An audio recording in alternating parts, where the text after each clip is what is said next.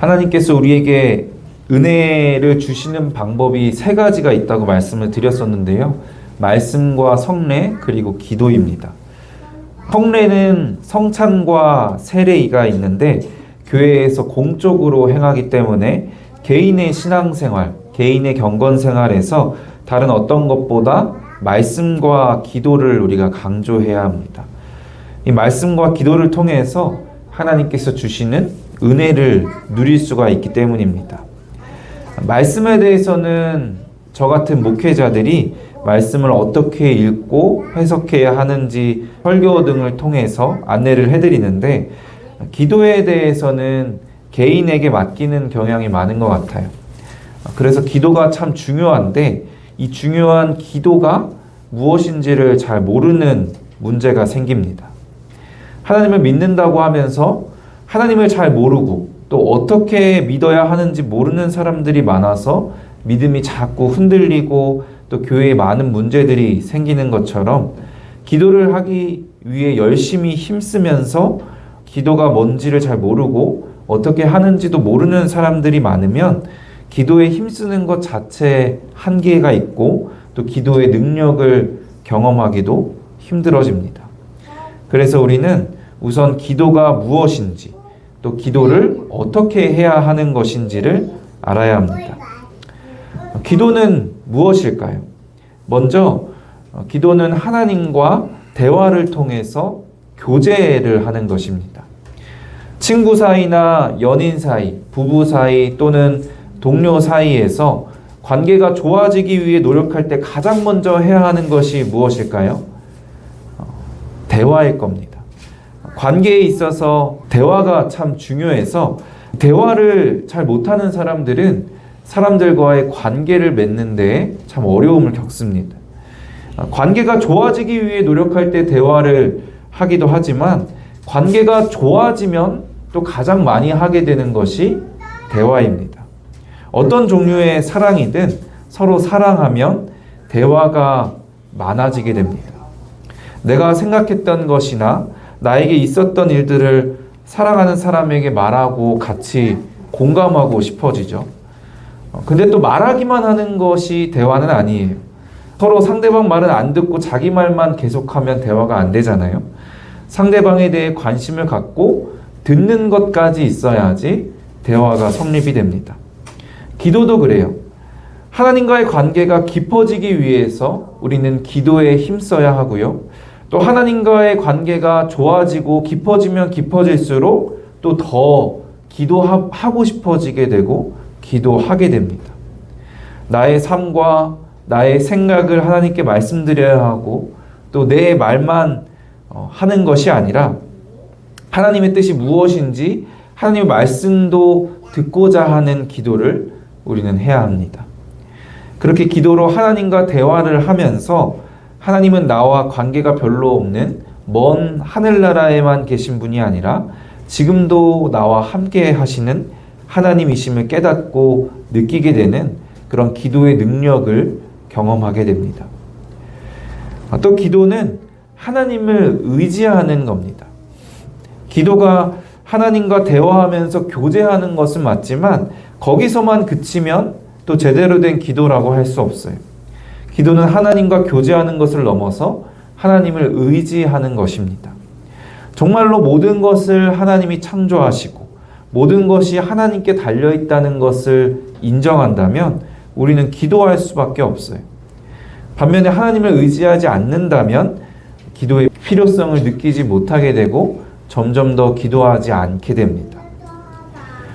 예전에 미국에 살다 온 20대 초반인 한 친구를 양육하는 일이 있었어요.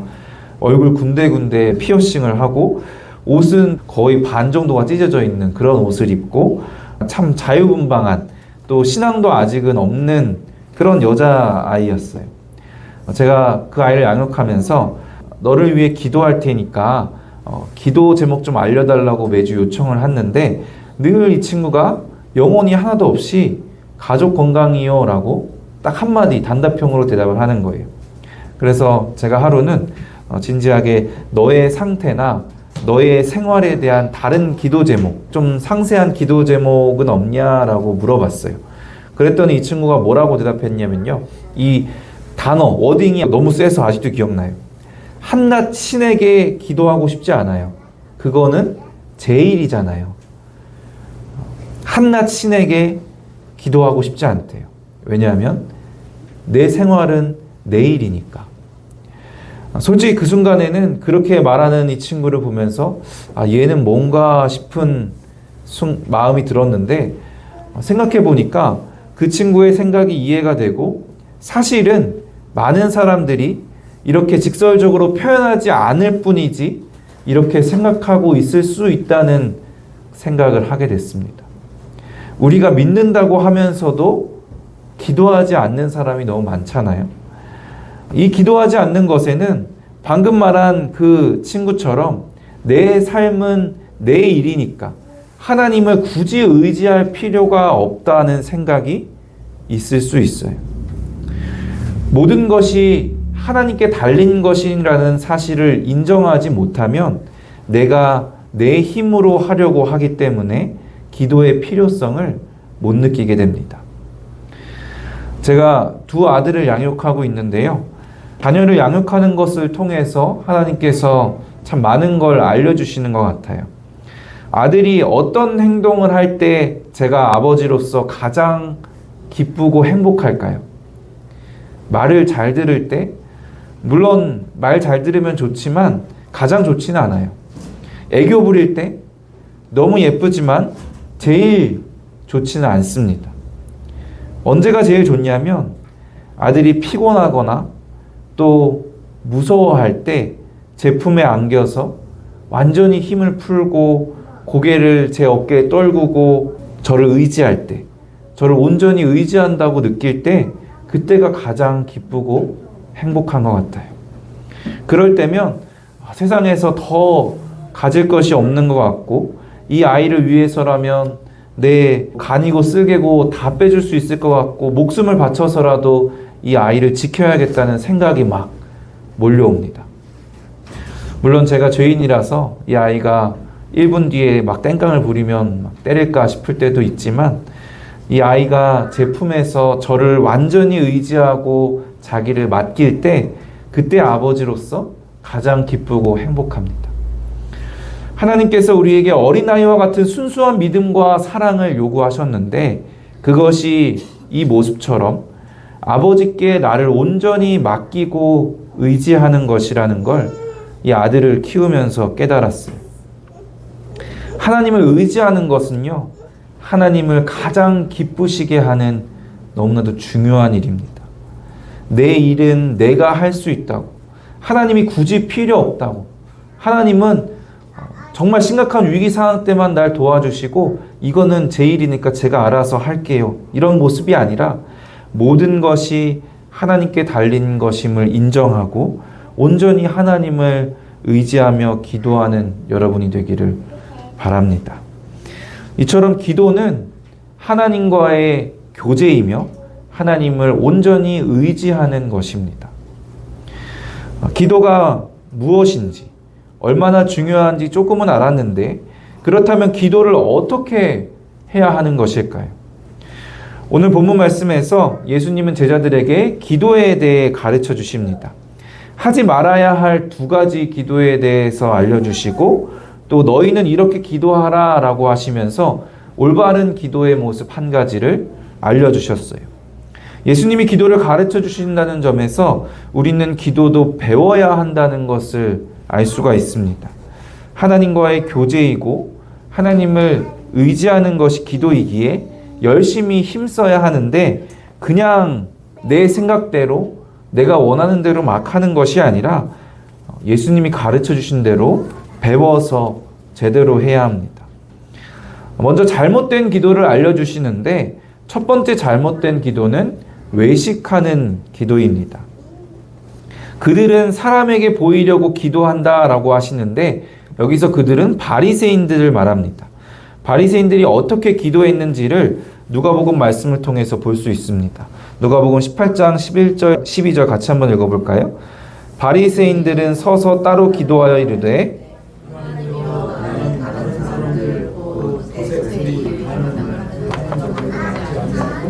이 세리와도 같지 아니함을 감사하나이다. 나는 일에 2번씩 금식하고 또 소득의 11조를 드리나이다 하고. 이 바리새인들이 어떻게 기도를 했냐면 자신을 드러내고 자랑하는 기도를 했습니다.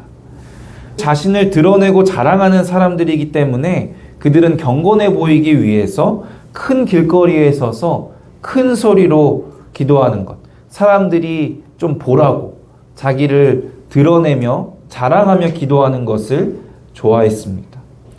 그 기도는 누구를 위한 것이었을까요? 이런 기도가 하나님과의 교제이고 하나님을 의지하고 인정하는 기도였을까요? 그 기도의 중심에는 하나님이 아니라 자기가 있었습니다. 주변 사람을 의식하는, 외식하는 기도는 결국 하나님 중심이 아니라 자기 중심적인 기도입니다. 우리의 상황에서는 조금 다른 것 같아요. 우리는 막 열심히 기도하고 금식해서 자신을 경건하다는 것을 자랑하는 것이 아니라 오히려 요즘에는 쑥스러워하고 숨기는 시대인 것 같아요. 제일 흔한 상황은 우리가 회사에서나 또 사람들과의 모임에서 식사 기도할 때겠죠. 완전히 반대의 상황이지만 사실 다른 사람을 의식하는 것, 외식한다는 점에서는 본질적으로는 같습니다. 우리는 기도할 때 자기 중심적으로 남을 의식하는 것이 아니라 하나님 중심으로 오직 하나님만 바라봐야 합니다. 우리가 하나님 중심으로 기도하면요, 주변 사람들을 신경 쓸 필요가 없어요. 이 사람들이 날 어떻게 생각하는지, 이 사람들이 나를 경건하게 볼지, 이 사람들이 날 이상하게 볼지, 그것은 중요한 것이 아니기 때문입니다. 2번째 잘못된 기도는 중언부언하는 기도입니다. 중언부언이라는 말은 원어를 보면요, 말을 더듬거리다 라는 단어에서 유래된 말인데요, 지루하게 제잘거리다 또는 말을 반복하다 라는 뜻이 있습니다. 그러면 우리가 오래 기도하고 계속 반복해서 기도하는 것을 하지 말라는 뜻인가? 예수님께서도 반복적으로 오래 기도하셨기 때문에 그럴 리는 없습니다. 이 말씀에서는 이방인과 같이라는 말이 중요합니다. 이방인과 같이 중언부언 기도하지 말라는 겁니다. 이방인들이 어떻게 중언부언했냐면 어떤 뜻인지도 모르고 주문을 계속해서 반복해서 외웠습니다. 그것이 그들의 종교의식이었고 그렇게 하면 뭔가가 이루어질 것이라고 여겼어요. 그러니까 이방인과 같이 중언부언하지 말라는 것은 지성이면 감천이라는 마음으로 비나이다 비나이다 하지 말라는 겁니다. 내가 열심히 해서 내 것을 얻어내는 기도가 아니라 온전히 하나님을 의지하고 하나님을 위해 기도해야 합니다. 이제 마지막으로 바른 기도는 무엇일까요? 예수님은 너희에게 이렇게 기도하라 라고 알려주시면서 기도를 가르쳐 주시는데 그 기도가 무엇이냐면 바로 주기도문입니다. 주기도문을 다 다루진 않고 주기도문의 첫머리만 보면 우리가 어떻게 기도해야 하는지를 알 수가 있어요. 하늘에 계신 아버지께 기도하는 기도가 바로 올바른 기도입니다. 하늘에 계신 아버지께 기도하는 것은 3가지의 의미가 있어요. 첫째로 하나님과 우리의 관계를 알고 하는 기도라는 겁니다. 하나님과 내가 굉장히 특별한 관계라는 거예요. 기도의 대상인 하나님께서 나의 아버지이십니다. 사실 예수님이 오시기 전에 구약시대에는 하나님이 아버지라는 개념이 굉장히 약했다라고 제가 말씀을 드렸었어요. 하나님이 아버지라기보다 창조주 하나님, 또 심판의 하나님이라는 개념이 강합니다. 그래서 구약에서는 하나님은 전지전능하고 무서운 하나님이라는 개념이 더 강하게 나타나요. 그런데 예수님이 오시면서 모든 것이 바뀌었어요. 예수님이 죄의 문제를 해결하셔서 하나님과 우리 사이에 막힌 담을 허물어 버리시고 우리가 예수님을 통해서 하나님의 자녀가 된 겁니다. 하나님이 우리의 아버지가 되셨어요. 무섭고 두렵기만 했던 심판의 하나님이 따뜻한 아버지가 되어주셨습니다. 하나님이 나의 아버지가 된다는 것은 이런 의미가 있어요. 마태복음 7장 11절 같이 한번 읽어볼까요? 너희가 악한 자라도 좋은 것으로 자식에게 줄 줄 알거든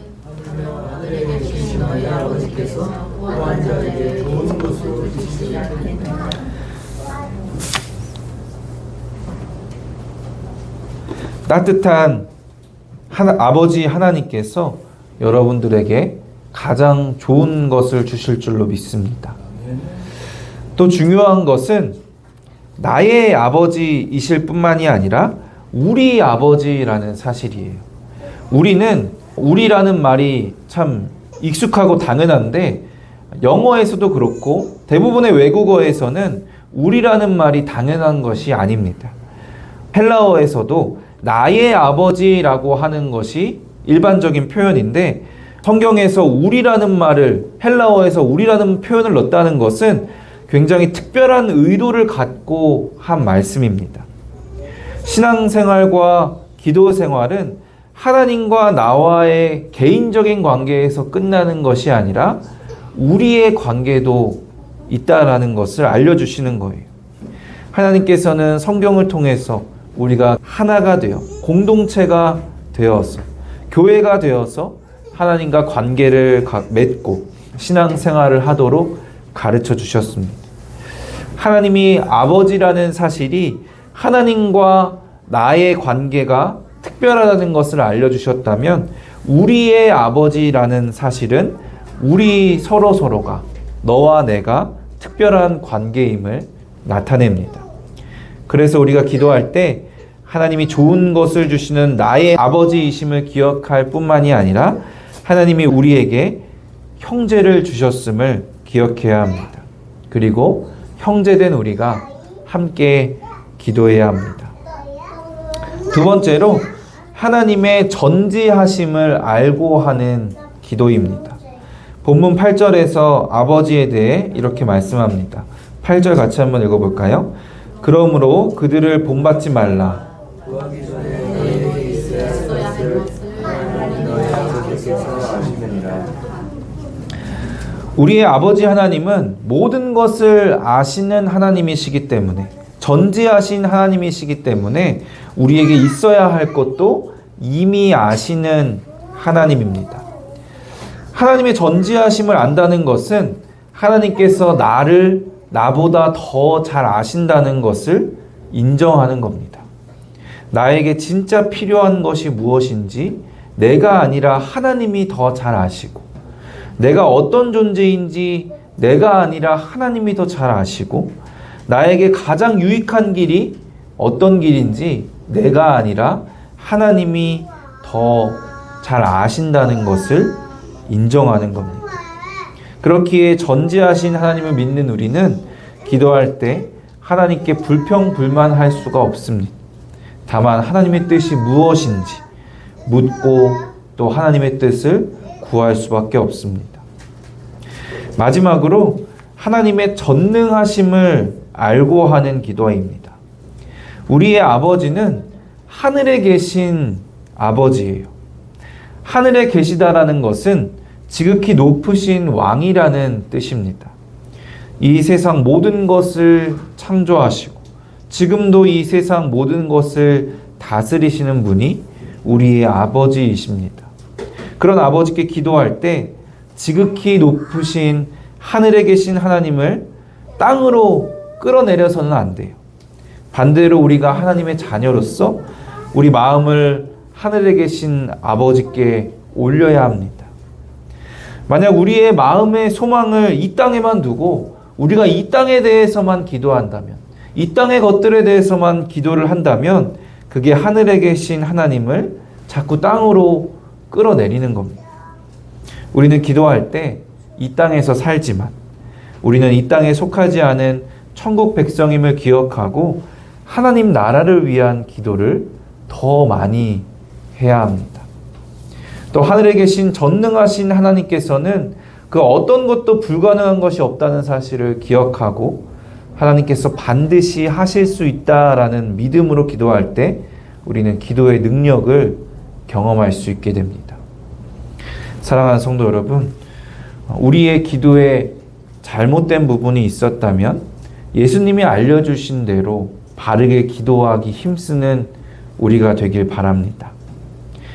내 중심적인 기도, 자기 중심적인 외식하는 기도가 아니라 하나님 중심으로 하는 기도, 내 공적을 쌓아서 내 것을 얻어내려는 중언부언하는 기도가 아니라 온전히 하나님을 의지하는 기도, 하나님과 우리의 관계를 알고 전지전능하신 하나님을 알고 하는 기도로 늘 하나님과 교제하며 하나님을 의지하며 기도의 능력을 경험하고 하나님이 주시는 은혜를 누리는 저와 여러분 되시기를 주님의 이름으로 축원합니다.